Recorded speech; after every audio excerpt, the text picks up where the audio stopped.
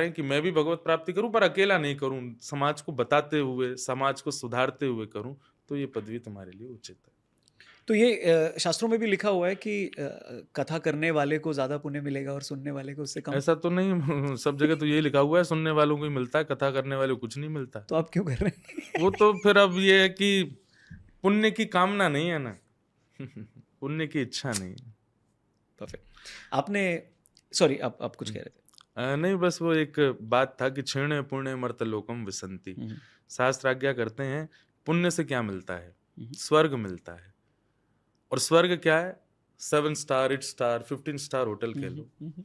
वहां पे सारी सुविधाएं हैं। लेकिन जैसे जैसे आपका पुण्य खत्म होता जाएगा, वैसे वैसे आपके दिन घटते जाएंगे, और जैसे ही आपने पृथ्वी पर किया हुआ पुण्य आपका शून्य हुआ, तो स्वर्ग में चित्रकेतु आपको बुलाएंगे और आकर कहेंगे जाइए।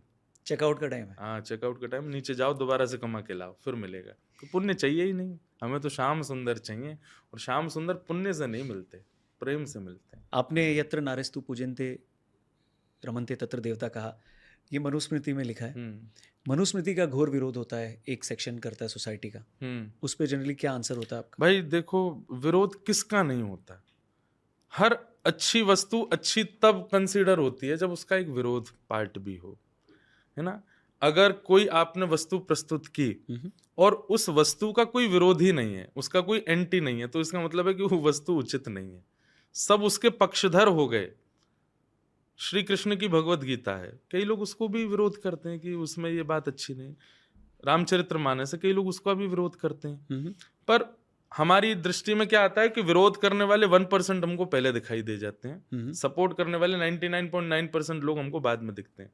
तो मनुस्मृति में कितनी सारी चीजें समझाई जा रही हैं। जी। श्री मनु महाराज, जिन्होंने पृथ्वी पर आकर के प्रथम मानव थे, उन्होंने मानव कैसे जीना चाहिए उसके प्रति अपने भाव प्रकट कर दिए। हुँ, हुँ, उसमें कई भाव ऐसे हैं जो आज आदत बन गई है हमारी, उसके विपरीत है।